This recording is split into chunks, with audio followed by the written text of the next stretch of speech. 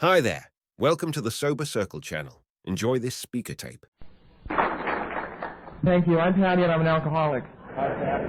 And I'm grateful to be sober and be in a meeting of Alcoholics Anonymous. I want to know where James was when I was drinking. Nobody ever said, and this is Saturday afternoon.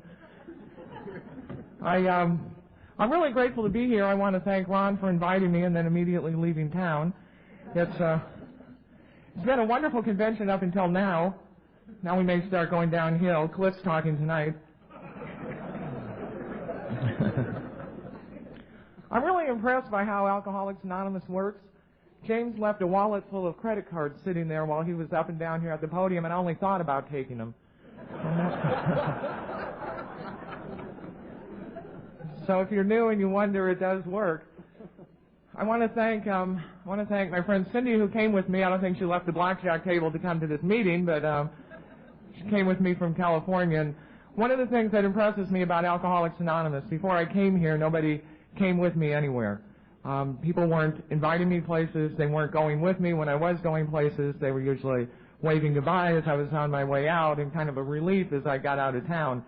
And I'm impressed with what you've done with me, that I can stand here this afternoon and that I have people who are willing to come with me. I have people in this room who love me. A friend of mine who moved to Reno a while ago from Southern California, who's not even an alcoholic, is here today for this meeting. And that doesn't happen to people like me. And it doesn't happen, I don't imagine, to people like you. So I'm really grateful. I love Alcoholics Anonymous. I love the steps. I love the feeling in the room. I love everything about what happens here to us and particularly to me. Whenever I have an opportunity to do this, I always bring a note with me. And the note simply says, tell them your name and tell them the truth. I've told you my name. I'm not so sure I'm going to tell you the truth. What I'm going to share with you is my perspective of what it used to be like. A lot of what I'm going to share with you was reported to me by other people, and I simply have to believe that they're telling me the truth. A lot of what I'm going to share with you is documented, so we can go back and look it up. But I didn't know I was coming to Alcoholics Anonymous when I was out there practicing, which I really think is kind of a foolish word. I don't know about you. I didn't need to practice. I was really good at drinking. But when I was out there, I didn't know that the day would come that I would be standing in a meeting of Alcoholics Anonymous sharing with you what it used to be like. If I had known that this day was going to come, I would have taken notes while I was out there. I would have paid more attention to my life. I would have not done some of the things that I did if I knew that I was going to come to Alcoholics Anonymous and have to share with you. But I didn't know I was going to end up here. So I didn't pay a lot of attention to my life. So a lot of what I'm going to share with you is my perspective of what it used to be like. My perspective of what it used to be like is that I had my first drink when I was 13 years old. I'm sorry now that I waited that long, but I didn't have any illusions about alcohol. I didn't know what alcohol would do to me or for me. I don't remember ever thinking about I couldn't wait till the day I could have my first drink. I don't remember ever thinking about not drinking. I don't remember thinking about drinking one way or another. And yet when I was 13 years old, I was on a camping trip in Southern California with a group of girls, and we were camped on the beach, and when we got into the tent that night to go to bed, I had a bottle of vodka in my pillowcase. And to this day, I don't know where that bottle came from. I truly believe it was God's grace. But I don't know. I don't know where that bottle came from. But I remember taking it out of the pillowcase, and I remember being excited about having it. And I didn't know what alcohol would do to me or for me. But I remember being excited about having this bottle, and I asked if anybody wanted any of it, and they didn't. And the reason they gave me for not wanting it was all we had to mix with it was grape soda and root beer. And I said, well, so what? And I took off the top, and I drank half the bottle, and I looked around, and nothing had gotten different, and nothing had changed. So I drank the second half of the bottle, and that was to be the end of my social drinking. Never again after that day did I ever offer anybody a drink out of my bottle. And I don't know about anybody in this room, but I never had resentments until I came to Alcoholics Anonymous. One of my early resentments in Alcoholics Anonymous was I would hear you talk about your first drink. And you would talk about taking the drink, and you would feel the warmth in your mouth. And you would feel the warmth go down your throat, and you could track it down into your stomach. And some how it would hit your stomach and that warmth would explode and it would go to your fingernails and your toenails and your pimples would fall off and you'd grow 3 or 4 inches taller, you'd drop 50 pounds, you became Prince Charles and Lady Di, and wonderful things happened to you when you had your first drink of alcohol. When I had my first drink of alcohol, absolutely nothing happened to me. I sat there in that tent exactly the same way as I had been before I took the first drink, for about 15 minutes. And at the end of the 15 minutes, the only thing that happened to me was I had to go to the bathroom. And it's my belief today that if you drank a quart of anything, you would have to go to the bathroom in about 15 minutes. I got out of the tent and I shuffled down to the outhouse, and when I got done and went to get up, I realized I was absolutely, totally, 100% paralyzed to the toilet seat. I couldn't blink, I didn't feel my heart beating, and I was overcome with a sense of fear. And the fear was that somebody else was going to have to come use that outhouse, and there I was, paralyzed to the toilet seat. I don't know how I knew it, but somehow at 13 years old I knew that the body was made up of energy. And somehow I intuitively knew that if I gathered that energy, I would be all right. And I suppose it was my first formal meditation, because I sat there and I gathered my energy. And when my energy seemed to be gathered, when it seemed to be all in one central location, when it seemed to be all up there, I just fell off the toilet, out the door, into the sand, and started crawling back to the tent. Now, of course, since coming to Alcoholics Anonymous, I've discovered my entire problem that night was my attitude. If my attitude would have been right, it could have been a wonderful experience. I could have had a fantasy that I was in the Marines and I was being dive bombed as I was trying to get back to safety. And if my attitude would have been right, it could have been fun. But in my own defense, I need to tell you, my pants were still down to my ankles. I hadn't gathered enough energy. I had started to get sick. I couldn't quit through it. I couldn't get around it. And under those circumstances, it's a little difficult to have a good attitude. I did somehow manage to get back to the tent. I fell in and I passed out. And when I came to in the morning, I realized nobody was in the tent with me, and I couldn't figure out why until my eyes cleared enough that I realized I'd been sick all night long. I'd hit the top of the tent, the side of the tent, the floor of the tent. I had not missed a square inch, and I didn't want to be in there either. So I got out of the tent, and that was my first drink of alcohol. And it was the most wonderful, fabulous, incredible, marvelous, spiritual experience I'd ever had. And it must have been because I put some amount of alcohol into my body on a daily basis from that day until the day I came to the doors of Alcoholics Anonymous. And I didn't always get drunk, and I didn't always drink the kinds of things that you would classify as a beverage. I drank a lot of vanilla extract. I used to buy it by the 6-pack. I remember the day the guy at the market called me over and he said, "Patty, I can't let you buy vanilla extract anymore." He said, "I can't believe anybody bakes as much as you do." I drank a lot of mouthwash. I drank a lot of perfume. Taboo became my after-dinner drink of choice. I'm often tempted when I do this to introduce myself and say I'm Patty and I'm a pig. Because I ate, drank, shot, snorted, shoved, crammed, rammed, anything into me that made me feel different than how I felt. I was the person that came to your house and ate and drank everything in your bathroom. And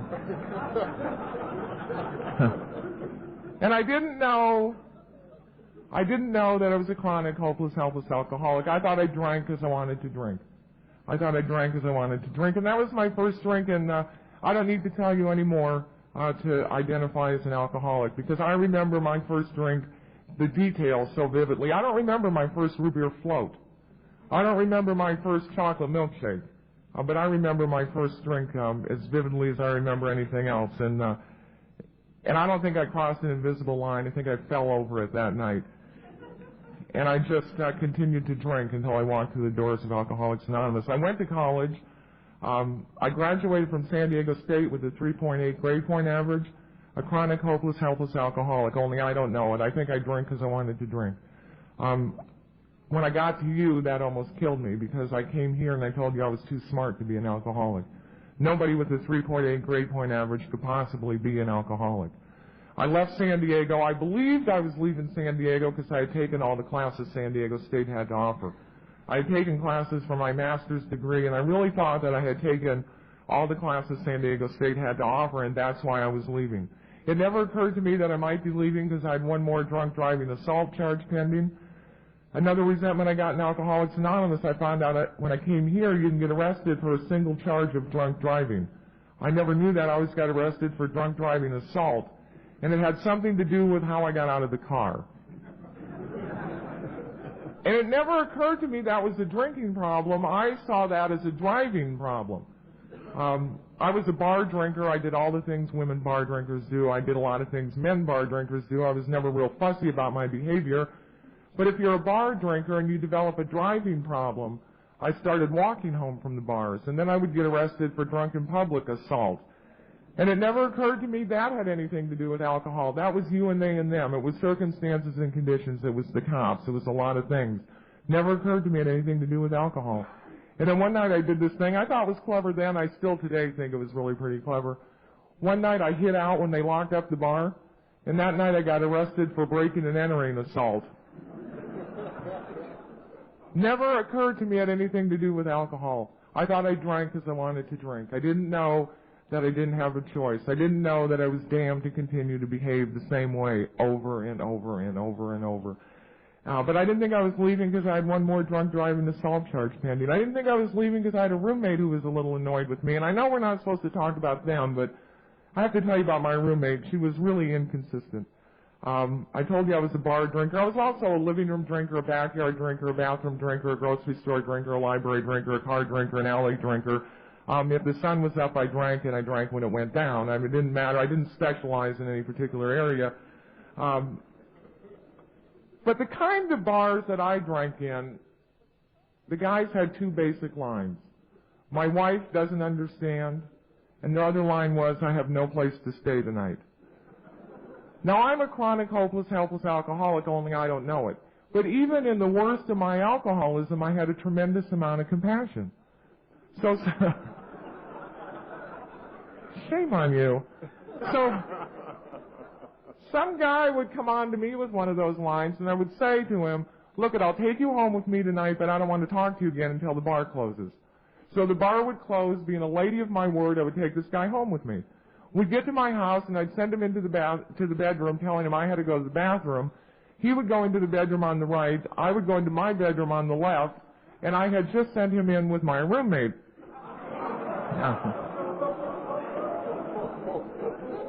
Some nights that would be all right with her. Some nights she didn't mind at all. Other nights it would really upset her, and within a matter of minutes there'd be all this banging and screaming at my door, which I had, of course, locked. I mean, I had 7 o'clock classes. I had to get some rest here. But if it would have always been all right or never been all right, I would have been okay, but she was so inconsistent. I mean, you'd have drank if you lived with her. She was so inconsistent. And I didn't think I was leaving because she was a little annoyed with me. I truly believed I was leaving because I'd taken all the classes San Diego State had to offer. I loaded up my car with everything I owned. I had a case of beer, a bottle of booze, and I headed north. I was going to Chico, California, which is at Northern California. I got to Santa Ana, 66 miles north of where I started from. I was out of booze and I was thirsty. I pulled off the freeway. I have a sense I can find the sleaziest bar in town without even looking for it. I pulled into the parking lot of this place. There was sawdust on the floor. Somebody had puked at the front door several days before that. The room was full of smoke, and that sleazy bar, that smell, that kind of combination used booze, urine. I mean, I salivate today when I think of it, but Willie Nelson was singing on the jukebox, and I knew I was home. I walked in, I sat down, I ordered a drink, and that's as far north as I ever got. 66 miles from where I started from. Alcohol controlled where I would live, where I would work, the people I would run with, and eventually the people I would run from, and I didn't have a clue. I thought I drank because I wanted to drink.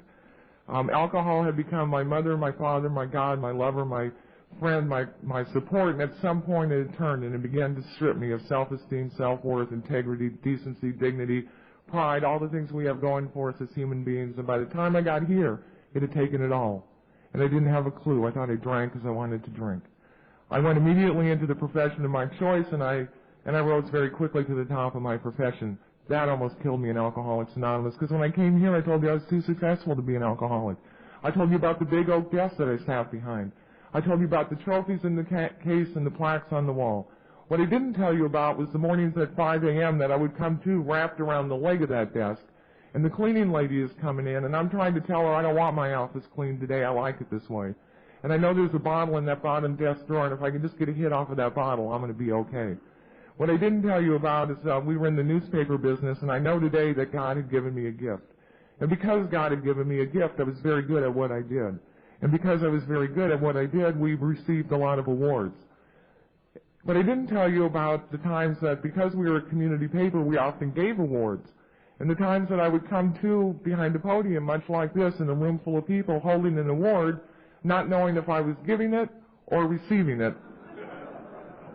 And I would just simply say thank you, and I would go sit down, and then somebody would elbow me and tell me I was presenting it to the Junior Women's League, and I'd have to come back up and start all over again. I didn't tell you about that.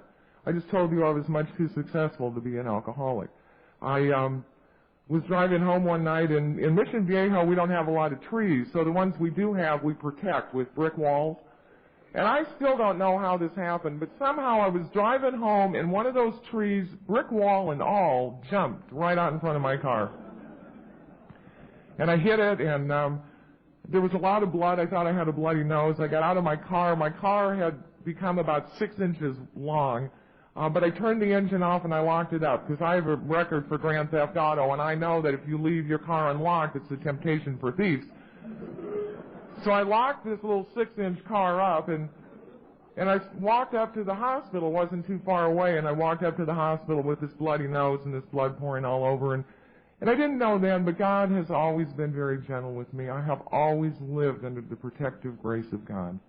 I walked into that hospital, into the emergency room, and by coincidence, a friend of mine was working in the admitting room. And I walked in and I said, Connie, can you help me? And she looked at me and started to scream, which I don't think is very professional, but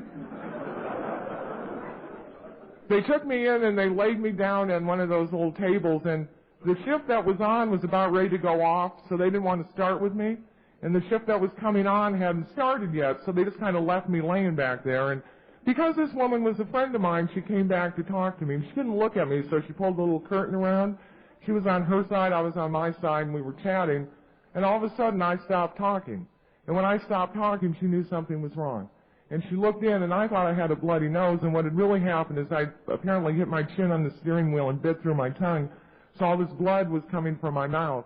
And when they laid me down, the blood started going down my throat. And when I stopped talking, she looked in, and I was blue. And I was drowning on my own blood.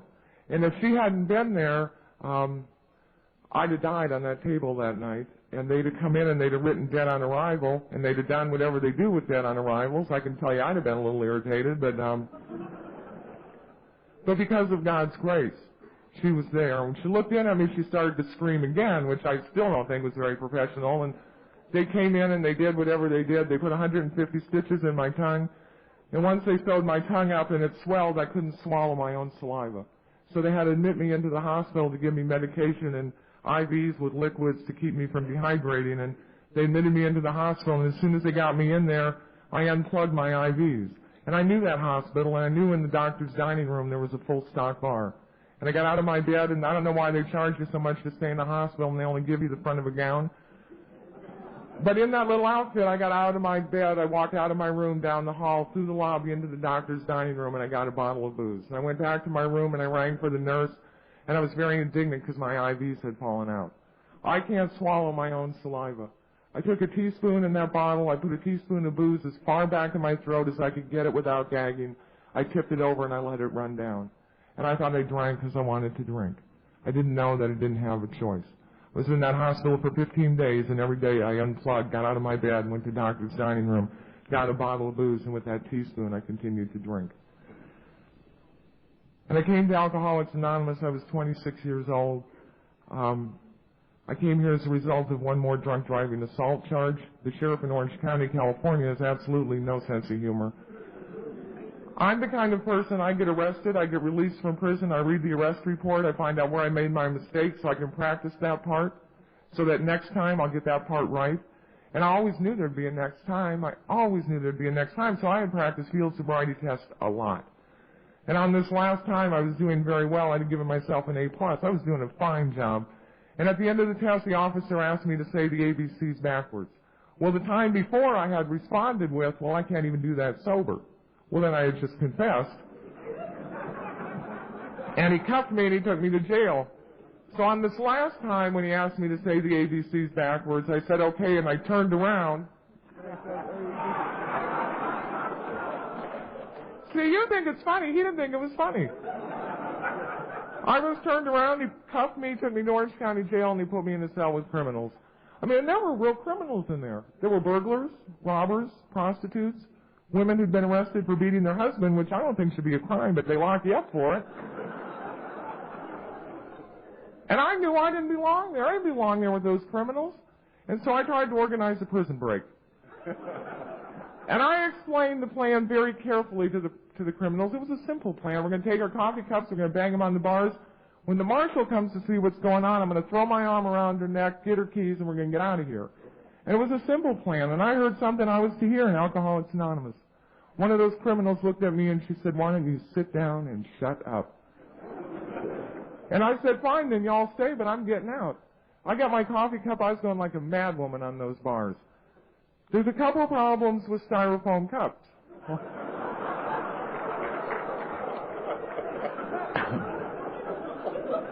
This is probably where I should remind you I graduated from college with a 3.8 grade point average. Styrofoam cups, the bars have a tendency to eat them up. And when the bars ate them up and it got to my knuckles and it got painful, I sat down and I shut up. And several hours later they came to the cell and they called my name and they took me to, and I was being released on an OR, and I hadn't been released from jail on an OR in a very long time, but I knew they were making a mistake, but I really didn't think I should be the one to tell them about it. So they took me to a telephone. They told me I could call one person. I had one phone call. I stood there for 5 minutes. I could not think of one person who I could call to come pick me up from Orange County Jail. I certainly couldn't call anybody in my family, and there was nobody who I considered a friend that I could call to come pick me up, and I knew isolation and loneliness, and I didn't know that's what I knew. And after about 5 minutes, the name of a woman who had worked for me at one time went dashing through my head, and with that alcoholic arrogance, I called her, and I didn't ask her. I told her to come pick me up at Orange County Jail, and she did, and she came to get me, and she took me back to my car, and as I was getting out of her car, she looked at me and she said, Patty, I don't ever want to see you again. I don't want to hear from you, and I don't want to hear about you, and as far as I'm concerned, you no longer exist. And as she drove off, I gave her one of these, and I thought, then fine, I'll do it myself. I've been raised all my life to know that I had to do it myself. I didn't need you or they or them. I didn't need her. I didn't need anybody. If I couldn't do it, it didn't need to get done. And I reconfirmed that commitment that morning, and I did the only thing I knew how to do. I went to the bar, and I told the guys how they had done it to me one more time. One more time it was the cops. One more time it was circumstances and conditions. One more time it was a lot of things. It never occurred to me it had anything to do with alcohol. So standing in court that morning at 26 years old, drunk, which is the only way I went to court. It's the only way I went to work, to school, the laundromat, the grocery store. It's the only way I did anything. I stood there drunk that morning, and because of my past record, I was being sentenced to 10 years in prison. I've done jail before. I know how to do jail. There's more drugs and alcohol inside the institution than there are some days on the street if you know what to do, who to do it to, and you're willing to go to any lengths, and I always was. And I knew that. But somehow that morning I had what I know today as a moment of clarity. That morning, drunk as I was in that courtroom, I knew that if I went to jail one more time, I would either die in the institution or I'd become institutionalized for life. And I didn't know how I knew it, but I knew it that morning, and I was being sentenced to 10 years in prison. I have a son as a direct result of my alcoholism. I never wanted to be a mother. I found out that is not adequate birth control. My son was 8 months old at the time, and I didn't like him. He didn't do anything. He went and he cried. That's all he did. He wouldn't go get a job. He interfered with my lifestyle. I mean, he was quite a nuisance, and I'm not proud of that, but that's the facts, and I didn't like him, but I was willing to use him that morning. I told the judge that he couldn't put me in jail because I was a single parent, and I was self-supporting through my own contributions, and if I went to jail, my son would be left alone, and the judge looked at me, and he told me he'd put my son in a foster home because I was an unfit mother, and he began to sentence me, and in the middle of sentencing me, the expression on his face changed, the tone of his voice got different, and I knew he was as surprised at what he was saying as I was at what I was hearing. Because he looked at me and he said, I know this won't work for you, but I'm going to offer you one more chance. And he offered me an alternative. And part of that alternative was meetings with Alcoholics Anonymous. I wish I could tell you I left this courtroom, I came here, I looked at the 12 steps of recovery, I knew they were the solution to the problems in my life. I worked them all in the first week and skyrocketed to recovery. But that's not my story. Sometimes I wish it was, but well, when I'm far away and nobody's there that I know, I tell them it is. It makes for a much better talk. I drank for 3 more months. In retrospect, I can tell you I drank with a sense of urgency and a desperation that I had never known. I didn't drink a greater quantity. Physically, it would have been impossible to drink a greater quantity of alcohol, but I drank with a sense of urgency and a desperation that I had never known. And on October 4th, 1975, the day before I was to go back to court to tell the judge what it was I was doing with the alternative he gave me, on that day I came to my first meeting of Alcoholics Anonymous.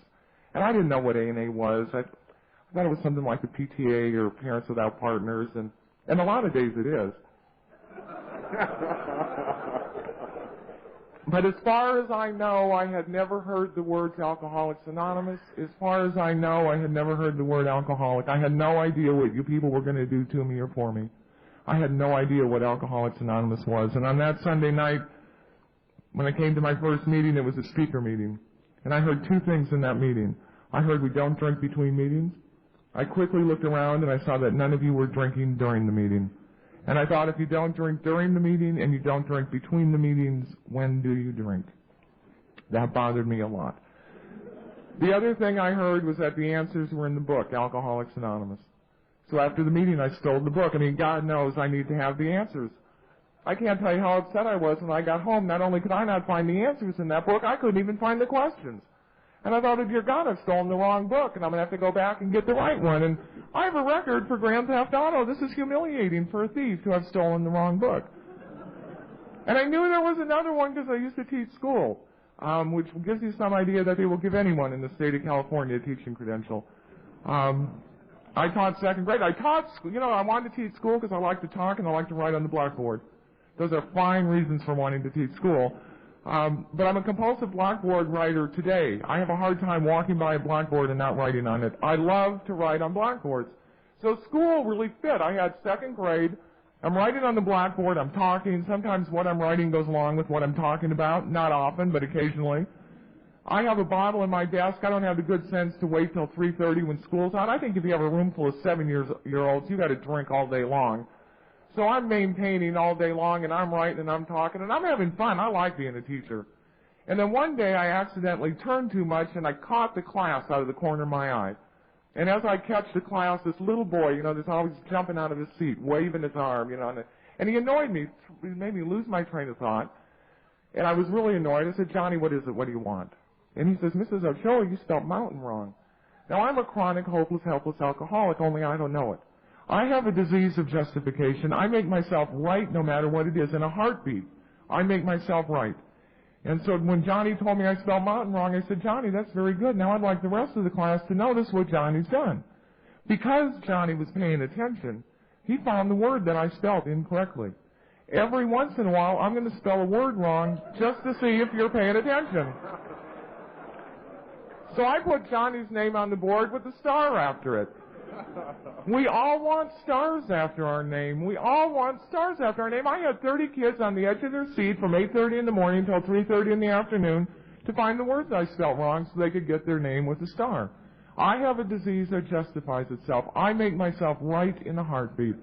But because of my teaching experience, I knew there was an answer book, and that's what brought me back to my 2nd meeting of Alcoholics Anonymous, to get the answer book. I don't think it matters what brings you back, as long as you come back. My 2nd meeting was a small discussion meeting. In that meeting I heard, if you want what we have and are willing to go to any length to get it. And I looked around the room, and I looked around the room, and I looked around the room, and I could not figure out what it was that you had that was so hot that I should be willing to go to any length to get it. Some of you had nice jewelry. If you stood next to me during the Lord's Prayer, if your rings were loose, they were mine. Some of you had nice cars. I'm a car thief. I knew how to get those. I could not figure out what it was you had. And then I saw him. And I truly believe there's a him for each of us. This guy was a skinny little fellow. He was bald-headed. He wore baggy pants and a thin belt. He had tennis shoes on with no shoelaces, but the holes were there where they should have been, and he nodded out during the meeting. And I thought, if I have to do this thing and not drink, I'm going to do it his way. So I found out where he worked. And the next day I snuck down to his office, and I went in and I said, Dick, I have to do this thing called Alcoholics Anonymous to stay out of jail, and I don't know how to do it.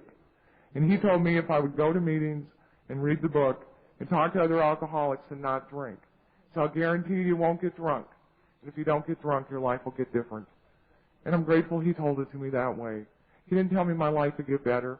He didn't tell me my family life would get better, my relationships would get better, my job life would get better, my finances would get better, my sex life would get better. He didn't tell me anything would get better, and I'm grateful because none of it has. I'd like to offer a little hope to the newcomer. But it's all gotten different. And as I stand here this afternoon, I can tell you from the top of my head to the tip of my toes, I have never had it so good. And if I'd have had it my way, I'd have shortchanged myself. I only came here to stay out of jail. That's all I wanted out of this deal. If I'd have had it my way, I'd have shortchanged myself. See, I don't know good from bad for me. If I'm going through something I think is good for me, it generally turns out to be bad for me. If I'm going through something I think is bad for me, it generally turns out to be good for me. And I don't know good from bad for me. I've gone through periods in my recovery where my entire life has fallen apart right in front of my eyes. Everything that I have worked for, everything that I have strived for professionally and personally has begun to fall apart and be taken away from me, and my perspective is it is completely falling apart. I don't drink, and I don't die, and I get to the other side of it, and every single time I have been able to look back and see that when I thought it was falling apart, the truth was it was falling together. And every single time it had to be exactly that way in order to get me from where I was to where I am. And if I'd have had it my way, I'd have shortchanged myself. I don't know good from bad for me, so I just simply don't drink and don't die and wait till it's in retrospect to tell you that it had to be exactly the way it was to get from where I was to where I am. And I don't know why I believed that old man. I hadn't believed another human being in years, but I believed him that day. So my court program said I had to go to 2 meetings a week. I thought that was a little excessive, but I did it. I already had the book, so every night I'd open it to chapter 3 and I'd read the part that says, most of us are unwilling to admit we are real alcoholics. I'd say amen and close the book, and that was reading the book.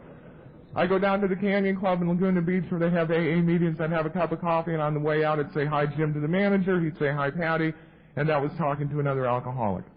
And the only thing I did right was I didn't drink and I didn't use. And for me, it took 8.5 months of not drinking to get far enough away from my last drink to see the evidence of my alcoholism. You all saw it when I walked in. It was piled this high. But you gave me the dignity to do what I had to do for as long as I had to do it until I got far enough away from my last drink to see the evidence of my alcoholism. And for me, it was 8.5 months. And I was not a happy newcomer. I wanted to drink more than I wanted to breathe. Somebody asked me why I didn't. You know, there's always somebody in AA. Well, why don't you go drink? They're usually on their way to go do it themselves. If I got caught drinking, I was going to prison for 10 years. And I knew that AA had bar patrols. Now, nobody told me this. I made it up.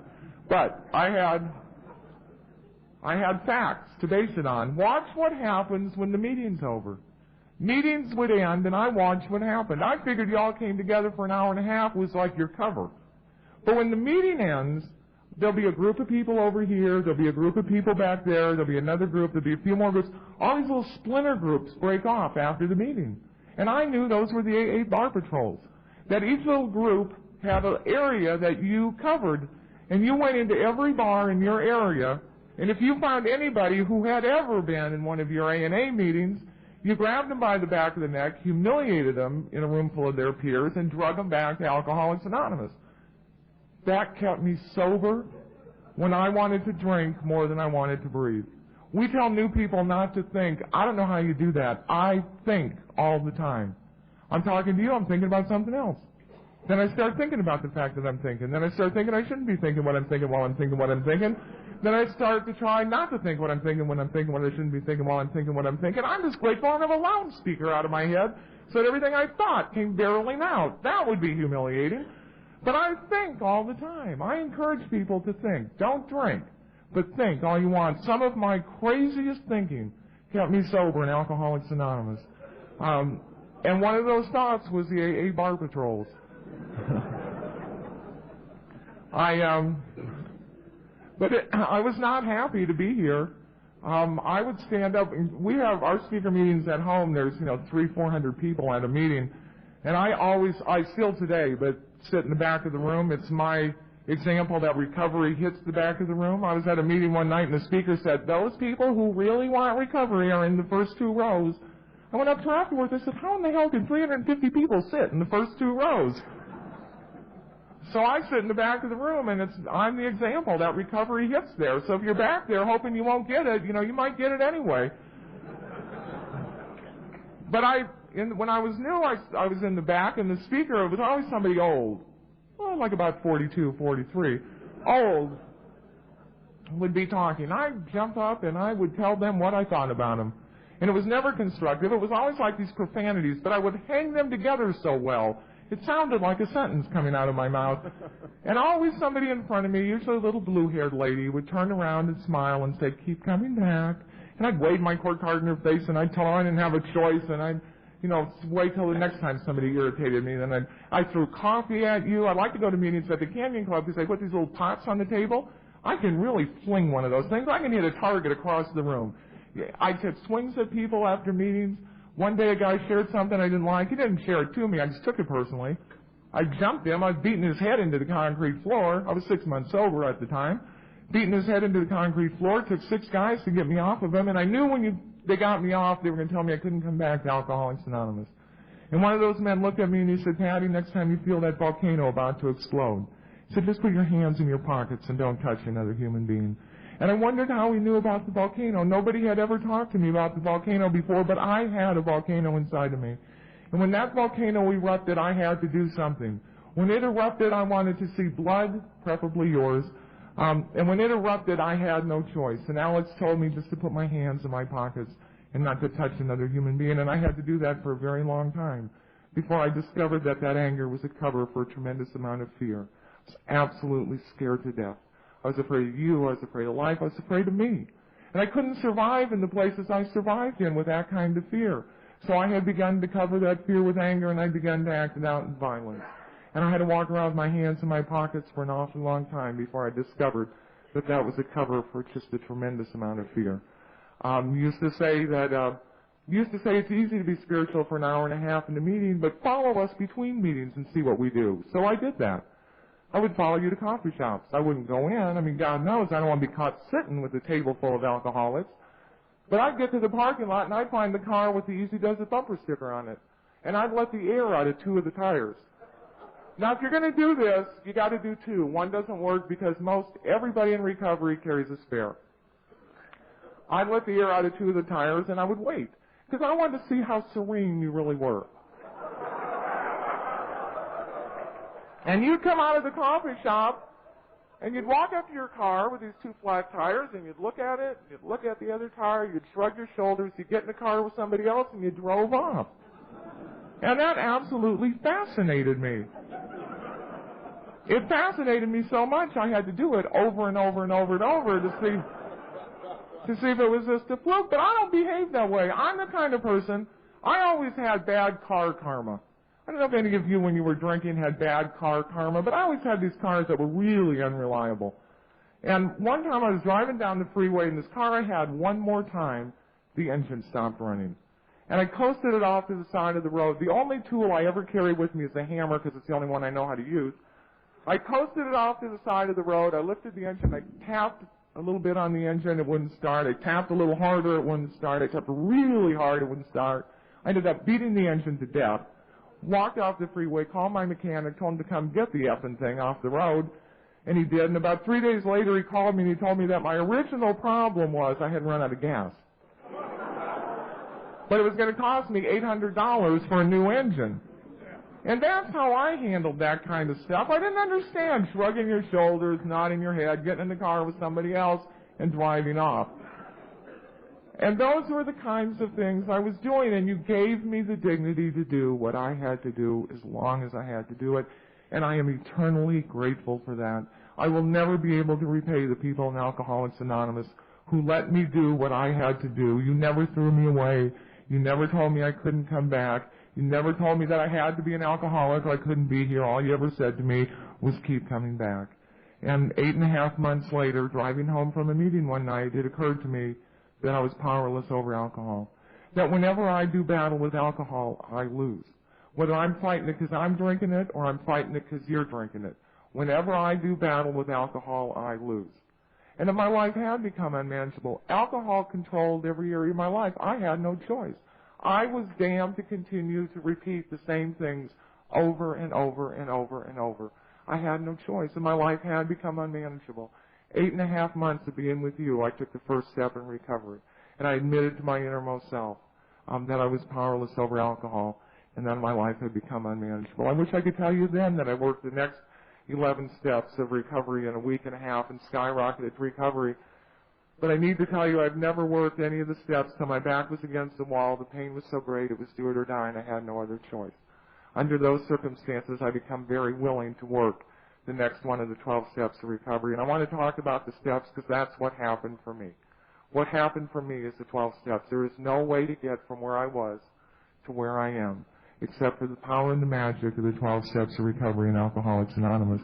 I was a little over a year sober, and I was at the Canyon Club having a cup of coffee, and a fellow who'd been around for about 20 days came in, and he'd been drinking that day. And I sat and talked to him for about 45 minutes, and at the end of 45 minutes, I had to go to the bathroom, and I went and I came back. When I came back, he was gone. I asked somebody where he went, and they said he left. And I went out into the parking lot, and he was in his car, and I asked him where he was going. And he said, well, I'm going to go home and sleep it off. He said, but I'll be back tomorrow. And I said, well, I hope so, because I love you. I was 27 years old. I was a little over a year sober. I had never said the words, I love you, in my entire life. My parents told me they loved me. They told me I was being raised with love. Any more of their love, and I'd have died. Their love was physically, mentally, and emotionally abusive. And as a small child, I came to believe that love was something very painful. That if I loved you, I was going to hurt you. And if you loved me, you were going to hurt me. And I had never said the words, I love you, in my entire life. And that night, at 27 years old, a little over a year sober, when I said those words, I didn't know what they meant, but I knew what it felt like, and it felt good. It wasn't that painful thing I thought love was. And I stood in that parking lot, and I started to cry, and I hadn't cried since I was 8 years old. And the line in the book that says, those who do not recover are people who cannot or will not completely give themselves to a simple program, that line went through my head. And I knew that if I was put on October 4th, 1975, for some reason that I didn't understand for a very long time, for some reason I didn't drink that day. And it wasn't my plan. I never planned to not drink. But because that was my experience, I know that my sobriety was a gift from a very gentle and a very loving God. And a little over a year sober, I made a choice to recover in Alcoholics Anonymous. And I've continued to make that choice on a daily basis from that day up until and including today. Step 2 for me, and if you disagree with this, call your sponsor after the meeting. Don't come tell me about it. This was my experience. I'm a loner by nature. Alcoholics Anonymous doesn't change my nature. What Alcoholics Anonymous does is it gives me the courage and the strength to do what I have to do in spite of my nature. I'm a loner by nature. Left to my own devices, I prefer to sit on the couch. My friend Cindy and I were fishing a couple years ago in Florida, and I'm fishing. I don't like catching it because they smell when you have to take them off the hook, but I like throwing the little thing out, and I like letting it sit, and I like wheeling it in, and then I throw it out, and hope I don't catch a fish, and then I wheel it in, and then I throw it out, and 45 minutes I'm doing that, and I said to Cindy, I said, God, I never realized how much patience I have. She said, patience? This has nothing to do with patience for you. She said, you are so unsocial. This is a perfect thing for you to do. You don't have to talk to anybody. You just throw it out, wheel it in. And that's my nature. This is the hardest thing that I do, is to come here and be with you. This is the hardest thing I do. Left to my own devices, I want to sit on my couch by myself. But you give me the courage and strength to show up here. So for me, because that's my nature, for me, that power greater than myself in step 2 was not God. Because if I had come to believe that the power greater than myself was God, God would have flown in, sprinkled me with sanity as I sat on my couch, and flown out to wherever God hangs out, and that would have been the end of it. So for me, I had to come to believe that the power greater than myself was the action of steps 3, 4, 5, 6, 7, 8, 9. That somehow through taking the action of the steps, that I would be restored to sanity. And sanity for me is how I think. I'm an alcoholic. I'll always be an alcoholic. Every once in a while I have a thought that a drink would be nice. When I have that thought, I clap, I say thank you for your participation, and I go about whatever it is that I'm doing. I was raised Catholic. I've stayed sober long enough to realize that it wasn't all the Catholic Church. I have a hearing problem. I still have a hearing problem. It's not always what you say, it's how I hear it. But what I heard the nun say is I was going to burn for just as long for thinking it as I was for doing it. And I've always been a kind of into-action person. So I think if I'm going to burn for thinking it, I'm going to get some enjoyment out of doing it. So everything I thought, I did. I did some things I even knew ahead of time were disgusting, but I had the thought, so I took the action. What I came to believe was that somehow through working the steps, that I could have a thought, and I wouldn't have to take an action on it. And I'm happy to report that's happened for me. My alcoholism is always with me. I was helping a friend move about a week and a half ago, and we had pickup trucks. I'm not I'm not physical at all, but I can drive a truck. That's why I was helping. And we drive this truck up to where we're going to unload it, and out of the dark, these like 6 guys show up. Well, I think right away they're going to bop me over the head and rob everything, because that's what I do when I show up out of the dark to a truck full of stuff. But they were like neighbors, and they just showed up to help unload. And then we took them with us to get more stuff, and they helped unload. And they didn't speak English, so we were having a hard time communicating. But one of the guys spoke Spanish. So we get finished, and my friend Lori Lynn says to these guys in Spanish, "Can I buy you a 24 case, whatever they are, of beer for helping?" And this guy says something in Spanish. And I don't understand Spanish very well unless I'm really drunk, and then I speak it fluently. But he said something, and I thought I understood him. And I said to this friend of mine, I said, "I think he said, 'Not today, I have to work tomorrow.'" She said, "Yeah, that's what he said." I said, "Wait, that doesn't make any sense. Ask him again. He probably didn't understand what you were saying to him." Because, you see, my alcoholism, I don't understand, "Not today, I have to work tomorrow." I mean, you take the beer. You drink the beer, and maybe you go to work and maybe you don't. But that's tomorrow. And I was like obsessed. I want to go get them the beer whether they want it or not. That's my alcoholism. That's my powerlessness. I'm still obsessed by it. I still want to go get them the beer. I talked to you the other day. I said, "Do you ever buy those guys their beer?" I still want to go get them their beer. That's my alcoholism. And what I came to believe is I don't have to take actions on any of that isn't stuff. All I have to do is show up here. Step 3 for me, I hear people talking about having difficulty with step 3. I had no trouble with step 3. When my back was against the wall, the pain was so great, it was do it or die, and I had no other choice. I looked at step 3 and saw that it said made a decision. I make 1,000 decisions a day. I'm really good at making decisions. What I have some difficulty with is taking an action to implement the decision. That'll give me some grief. But I have no trouble making a decision.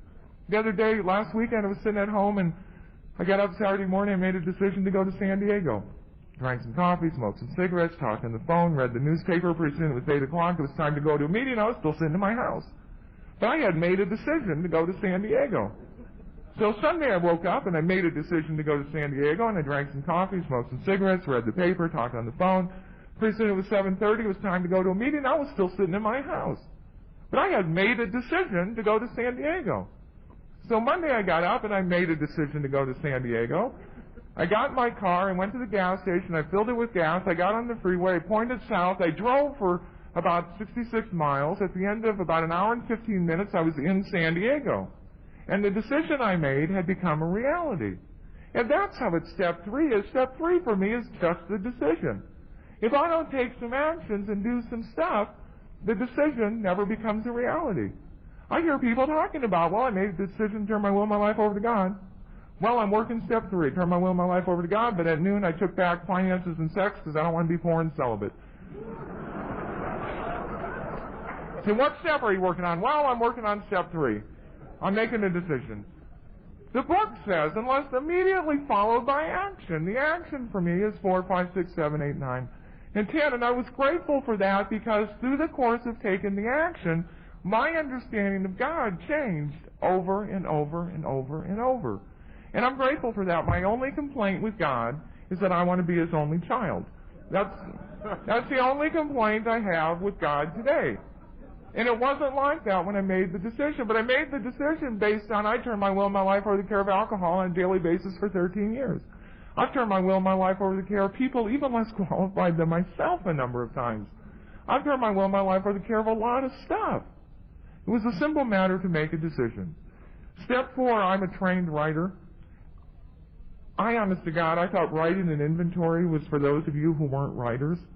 Those of you who weren't writers probably needed to brush up on your creative writing skills, so you probably needed to write this little inventory. To do that, and I didn't have to do it, and I didn't do it, and I didn't do it, and I didn't do it. And then something happened to me. I'd come to a meeting in pain. I'd sit in the middle of you and feel isolated and alone. I knew there was no sense sharing because you weren't going to understand anyway. I knew I was different and unique, and I left in more pain than I'd come in with. And I came back the next night in pain and sat in the middle of you, felt unique, knew there was no sense sharing, you weren't going to understand. I felt isolated and alone. I felt different, and I left in more pain than I'd come in with, and I did that night after night after night after night. Until the pain of being with you was so grateful, I knew I had to leave Alcoholics Anonymous. I couldn't stay here in the kind of pain that I was in. And that night on my way out of the meeting, I had one of my thoughts. And the thought was, before you leave Alcoholics Anonymous, why don't you try writing this inventory? And I went home and I did my 4th step exactly the way the book says to do it. I made the little columns. I wrote everybody I resented, which for me turned out to be just about everybody who breathed air that I thought should have been mine. What they did to me, well, I wanted to tell you all my life what they did to me. I was really sorry I waited so long. This was really kind of fun. The 3rd column, how it affected me. Well, it affected my self-worth, my self-esteem, my security, my finances. Well, no wonder I drank. If all these people did all these things to you that affected you this way, you'd have drank too. And I was really having fun until I accidentally turned the page. And in the book Alcoholics Anonymous, hidden in the copy of the text, there's a little paragraph that says, putting out of our minds the wrongs others had done, we look at what our part was. Well, now it wasn't any fun anymore. And that was my inventory. That 4th column was my inventory. I did that with my resentments, my fears, and my relationships. And when I finished writing, I knew I belonged in Alcoholics Anonymous. I knew, I believe we all have the same story. We just acted it out a little bit differently. And I knew I belonged here. And then I looked at Step 5, and I was raised Catholic, and I thought Step 5 was for those of you who aren't Catholic, so that you could have the experience of confession that we had, and we knew it didn't work. And this would give you all the same experience. And so I didn't have to do a 5th step. I drove around my 4th step. I made a decision to take my jacket off about 20 minutes ago. This is how long it takes me. And this is really quite prompt for me. I drove around with my 4th step in the trunk of my car with a continual sense of impending doom. And the fear was as I'd be rear-ended on the freeway, my trunk would fly open and my 4th step would be everywhere. Rather than do a 5th step, I just drove around that way for a long time. And then one night I was in Los Angeles visiting a friend of mine, and we were talking, and as we were talking, it occurred to me I was doing my 5th step. And I thought, well, if I'm going to do it, I'm going to do it right.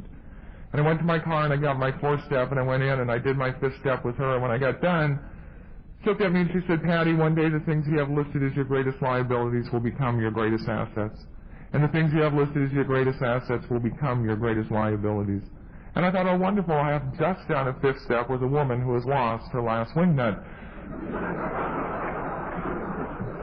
I need to tell you today, the things that I always thought were my greatest assets in Alcoholics Anonymous become my greatest liabilities. And the things I thought were my greatest liabilities here become my greatest assets.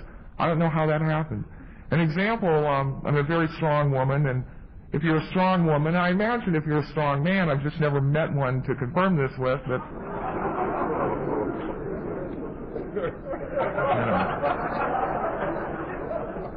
I broke my neck after the Al-Anon meeting to get up to my room to pray before I did this, so it all comes from another power. The woman that was in cleaning my room when I went barreling in there, I said, excuse me, I have to pray. And so she may have thrown some of her energy in. That might have been her little thing there.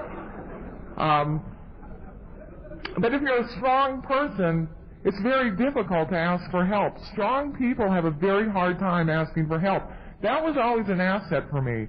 In Alcoholics Anonymous, that becomes a liability because when I try to do anything by myself, I shortchange myself. When I try to do anything alone, I shortchange myself. Whenever I have asked one of you to take my hand and walk with me, new doors open and you add to my life. And that strength, which was always an asset, here becomes a liability because I will continue to shortchange myself over and over and over and over. And that happened in every area of my life. I went home from doing my 5th step. I did steps 6 and 7 by mistake. I really did not mean to recover this quickly. I took the book, and by coincidence, it opened to that part that where it talks about steps 6 and 7. And you don't have to be a writer to know the book Alcoholics Anonymous is very poorly written. Any newcomer will tell you that. But that part around steps 6 and 7 is poetic, and I just kind of got lulled into reading it. And when I became aware of what I was reading, I was in the middle of the 7th step prayer. And when I became aware of what I was reading, I knew that I believed it. And when I finished reading the prayer, the thing that it says in the book happened to me. I walked through the archway to freedom. I walked away from the person I had been all of my life to start to become the person God intended for me to be. The best I have ever described myself, when I came here, I was an animal with latent human tendencies. That's what walked in the doors of Alcoholics Anonymous. As a result of these steps, and as a result of you sharing with me, I never have to be that person again a day at a time, as long as I continue to choose to recover in Alcoholics Anonymous. And for me, that's the miracle. The miracle here is we have an opportunity to walk away from the person we've been all of our life, to start to become the person God intended for us to be. I love the person who I am today. I love who I am. I've become very kind, very considerate, very nurturing, very compassionate. Of course, now they're telling me it's codependency and I have to recover from it, but I love who I am. I'm tempted to write a book, Women Who Love Themselves Too Much.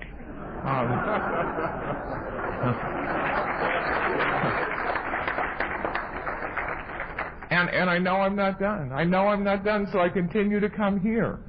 It takes a lot of courage to continue to choose to recover. Cowards drink and use, I know that, because I did that for 13 years. It takes a lot of courage to continue to choose to recover in Alcoholics Anonymous. I don't have that kind of courage. So I come here, and always the person next to me has a little extra courage, and the person on the other side has a little extra strength, and you have always given it to me so that I can continue to choose to recover. I have very few social skills. I had none when I came here. Before I came to Alcoholics Anonymous, I thought that if the guy next to you at the bar bought you a slab of beef jerky, that was taking you out to dinner. And if he bought you a pickled egg, you had to go to bed with him. That was the extent of my social skills. I have not gotten much better. The committee had a little get-together yesterday evening. I managed to stay for 20 minutes, and 10 minutes before I left, I had run out of social skills. But the point is I'm willing to show up. The point is that I didn't drink yesterday, so I had a choice to show up. And I had a choice to try to behave differently than how I behave left to my own devices. When I drink alcohol, I don't have that choice. When I drink alcohol, I'm damned to continue to behave the same way over and over and over. So I know you're not done with me, and so I keep coming back to Alcoholics Anonymous day after day after day to continue to grow into the person who God intended for me to be. Steps 8 and 9 for me are conventional ways of getting rid of conventional guilt. I was in a meeting one day and a woman was saying, I feel so guilty, I feel so guilty. And with all my spirituality, I said, you feel guilty because you are guilty. And steps 8 and 9 are ways for me to get rid of that guilt. I began to make my amends. And I know nobody in here will identify with this, but I have a sponsor who is a real nag. This woman gets a hold of, oh, you do back there, see? This woman will get a hold of something and chew on it. Usually my stuff. Chew on it, just like... One of the things that really fried her was my unfinished business. I was a fast starter. I was a good starter. I started well. I kind of poop out after a while. I wasn't a very strong finisher, but I started stuff, a lot of stuff. And she got her teeth into my unfinished business and thought I needed to clean that stuff up. And one of the things that really bothered her was my master's degree, because I had taken all the classes, but in my field I had to take 2-day oral exams, and I hadn't done it. And she wanted me to finish this degree. I didn't want to finish the degree. I have drank myself out of the profession of my choice. To this day, I cannot work in the field of journalism in Orange County. I had drank myself out. I am never going to write again. I don't want to write again. Who cares if I get this master's degree? Nothing dissuades her. She's in my ear. Quackity quack, finish, quackity quack. So I don't want to do it, but I want to shut her up, which is why I do anything, you know. So I called San Diego. I want to tell the woman about the sponsor who's really annoying me, but I didn't. I explained to her what I wanted to do. She put me on hold. She came back and she said, Patty, our records indicate that you have a master's degree. I said, no, you don't understand. I never finished it. Now, I don't even want the stupid thing, but now I'm obsessed with it. And I'm calling all over San Diego trying to find the guy who was the head of my master's committee. I finally get a hold of him. I explain my dilemma to him. He says, Patty, you have your master's degree. I said, but I had to take 2-day oral exams. He said, you did. And I said, well, how did I do? He said, you were brilliant. I said, well, of course. And I hung up.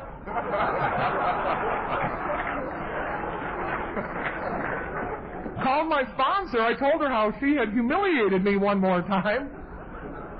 And now on my business cards, I have M.A. after my name. I mean, the people I work for like letters after your name. I look at them and giggle because I know where they... Well, I don't know where they came from, but... I mean, I just look at them and chuckle, but I made my amends. I made my amends. 2 of the amends I needed to make could have put me back in prison for a long time. And God loves the people of Alcoholics Anonymous. You pointed out in the book to me the place in the book where it says, if the amends will hurt somebody else, I don't need to make them. And I was still a single parent. My son was still living with me. And you told me that if I went to prison, my son wouldn't have a parent. But you see, I was no longer self-supporting to my own contributions. My son was 11 months old when I got sober, and I brought him to meetings with me. And you would take him, and you'd hold him, and you'd bounce him, you'd do whatever you did with him. And at the meeting, you'd toss him back to me, and I'd bring him to the next meeting. And my son grew up here. Everything he knows, he owes to you. You taught him how to love. You taught him how to be kind. You taught him how to be compassionate. You also taught him how to con and manipulate, but you have to take the good with the bad. And but because my son was raised here, I knew that if I went to prison, one of you, not one of you, but someone in Alcoholics Anonymous would take my son and he would be okay. And you see, I'm the only one that lives in my gut, and I knew that I needed to go make those amends. I knew that I couldn't live sober in Alcoholics Anonymous and get everything that this program has to offer if I didn't go make those amends. And I'm the coward that came here to stab in jail. That's all I wanted out of this deal. And I went to make some amends that could have put me back in prison for a very long time. And I don't know how it happened. It shouldn't have happened. It can't happen. It's impossible for it to happen. I went and made those amends, and I didn't have to do a single day. And when I made my amends, I got right with you. And I had never been right with you. I got right with you for the very first time. And when I got right with you, I was right with me. And when I was right with me, I was right with God, and it had never been that way. My life had never been enough. It had never been the right kind. I always needed more. I needed that job, that relationship, that house, that car, and then I'd be okay. And I'd get that stuff, and it wasn't right, and it wasn't enough, and it wasn't the right kind. I needed that job, that car, that house. It was never enough. It was never the right kind. And when I finished my amends, my life was exactly enough, and it was exactly the right kind. Now, that doesn't mean I don't want more. I'm a pig. I look in your eyes, I know there's more, and so I come back because I want it all today. But if I didn't get another thing, my life is exactly enough and exactly the right kind today. And that happened to me by making my amends, by doing the 9th step. Steps 10, 11, and 12, for me, I hear people talk about maintenance steps. I don't know what they're maintaining. I mean, I was even, and I like that, but I didn't have a lot to maintain. Steps 10, 11, and 12 for me are the growth steps. They're the steps that allow me to come here day after day after day after day and listen to you share with me how to live life. Left to my own devices, I don't know how to live out there. Steps 10, 11, and 12 allow me the privilege of coming here and listening to you share with me. I look at 10, 11, and 12 like going to the maid company, and I go in on the first floor, but I want to go to the second floor, and I'm basically lazy, so I come in on the first floor and I jet right to the escalator. And I always go to the escalator that's coming down. Now, you can get from the first floor to the second floor on the down escalator, but you got to keep moving. And that's what steps 10, 11, and 12 are for me. They're the steps that keep me moving up the down escalator. If I stop using them, I start going down. I don't hit bottom right away. But if I don't start using them pretty quick, eventually I hit bottom, and I'm right back to where I was when I came to the doors of Alcoholics Anonymous. 10, 11, and 12 keep me moving up the down escalator and keep giving me the opportunity to come here and listen to you share with me. My life is full today. I have never had it so good. I want to tell you, first off, before I tell you how good my life is, I want to tell you, sometimes when we do this, and when Cliff talks tonight, you're going to get the idea that he's a saint. sometimes when we do this, you know, we sound like we really have it all together. I need to tell you I have done everything wrong in Alcoholics Anonymous. I've slept with newcomers, and I'd do it again in a hot minute if I had an opportunity. Well, you know, we tell them they're the most important person in the room, and then we ignore them. You know, it's not right somehow. I've taken your inventory and broke my neck to go share it with somebody else. I've been judgmental. I charged for a 12-step call one time. I was visiting my mother, and when I visit my mother, I go to meetings. I mean, if you knew my mother, you would go to meetings too when you visited her, and she lives in another town, and so because I went to a lot of meetings there, the people there knew me, and I happened to be visiting. This woman called me and asked me if I'd go on a 12-step call with her, and apparently this woman had been in and out of Alcoholics Anonymous a lot, and everybody in town had 12-stepped her, and I went on the 12-step call because it was an excuse to get out of my mother's house, and we went there. If money could keep you sober, this woman had never had a problem. We walked in the door, and she came down one of those spiral staircases like that old Gail Garnett Raleigh Hills commercial, in the nightgown with vomit on it and wine stains. And I sent the other woman in to make coffee, and I looked at this woman, and I said, you know what? I understand you can't stay sober in Alcoholics Anonymous, but it's not your fault. So the reason you can't stay sober is the people here won't give you the secret. Now, I'm not authorized to just give you the secret, but for $100, well, I should have asked for more, because she pulled $100 out of her robe, you know, that quick, and she gave me the money, and I looked at her and told her the secret of Alcoholics Anonymous. If you don't drink, you won't get drunk. If you don't get drunk, your life will get different. And the woman came out from making coffee, and I said, well, we don't have to be here anymore, and we left. And when that woman took a cake for 1 year of sobriety, I gave her back her $100.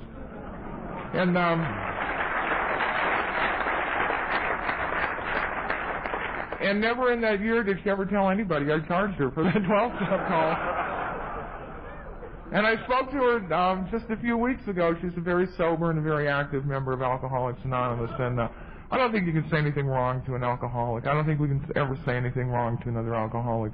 One day I was, because of my job, had to give a lecture on spirituality, and I left my house late, and I'm the kind of person I think if I leave late, if I drive fast enough, I can get there on time.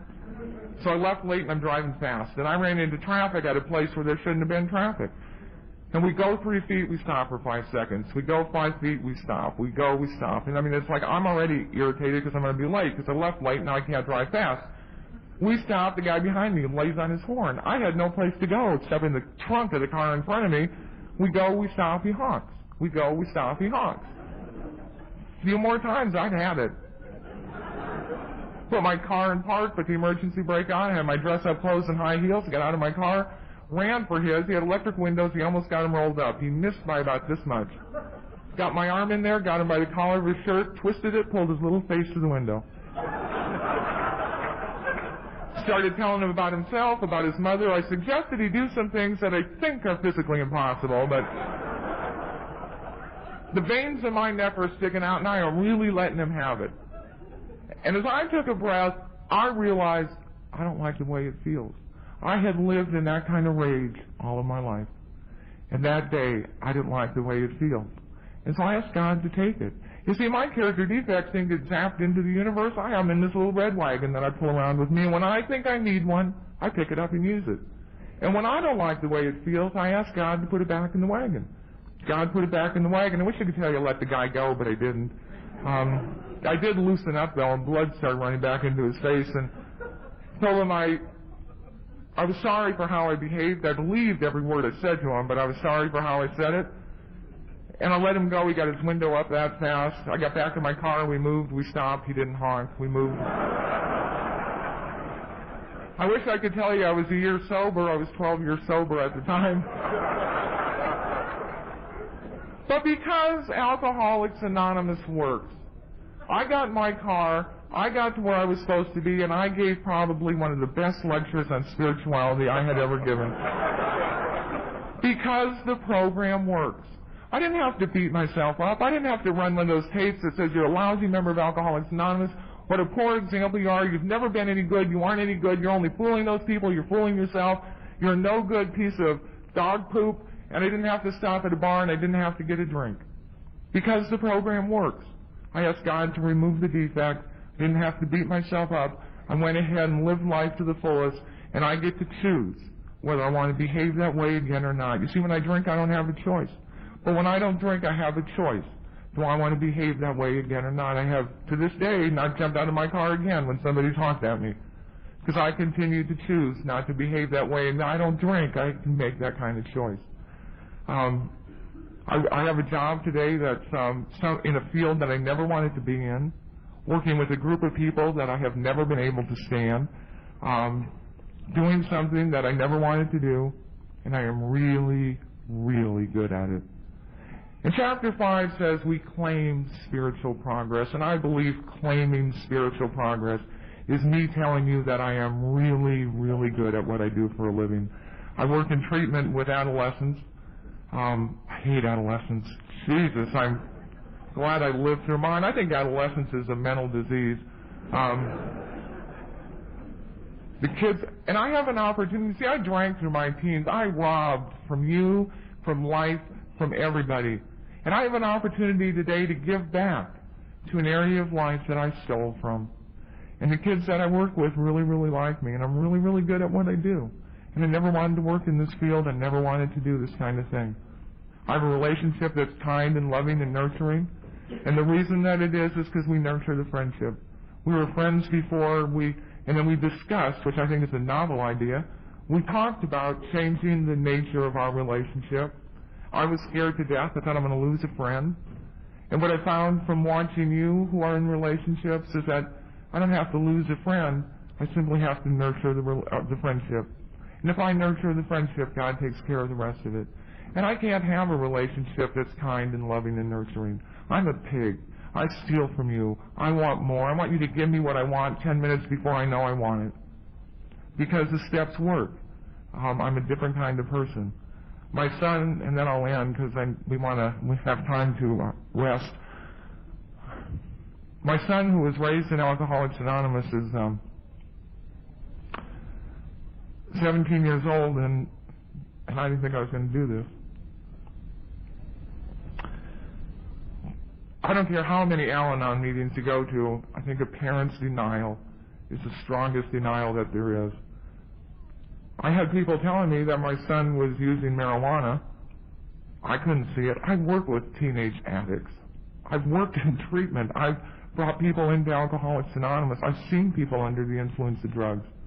I think my son was using drugs. He was tired. Too much smog in Southern California. I kept saying no, he wasn't, I believed his excuses. I asked him, are you using drugs? He said no. Who would lie to their mother? And I was in a meeting one night, and a woman, a sober member of Alcoholics Anonymous, was sharing, and she's an adult, and she was talking about when she would shoot heroin and be driving with her mother and tell her mother to pull over so she could puke out the door. And her mother didn't think there was anything wrong with her. And that was her mother's denial, and I heard an answer. I'm a formal meditator, but my best meditation comes in meetings of Alcoholics Anonymous. I hear my answers from you. And when she said that, I heard, and a friend of mine who was sitting next to me elbowed me to make sure I heard. And it was very shortly after that I told my son that there would be no drugs in my house, either in his body or on his person. And he came home one more night with his eyes hanging, told me he was tired, didn't feel well. I said, well, if he didn't feel well, he should have been home before 12:30. And I told him he had to make a choice. He could choose drugs, or he could live in my house. And he chose drugs.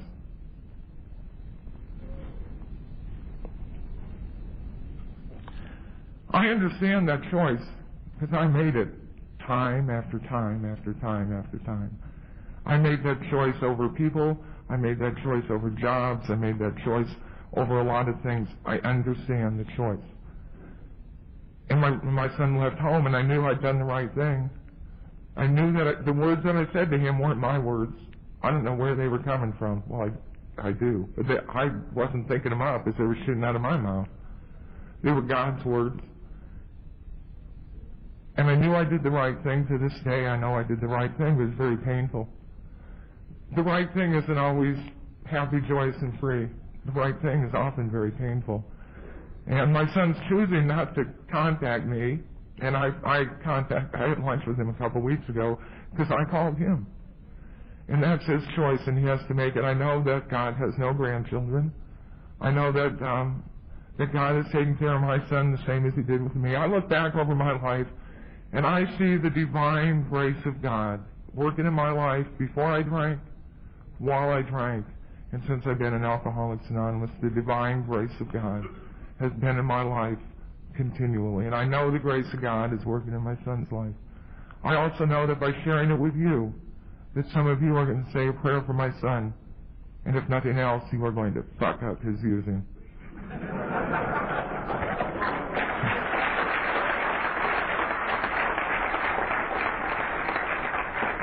There's a story of a man that goes to see St. Peter, and he asks St. Peter to show him heaven and hell.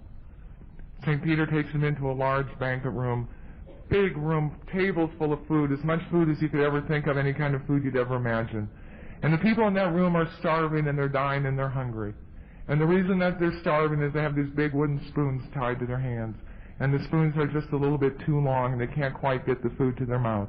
And so they're sitting amongst plenty, and they're starving.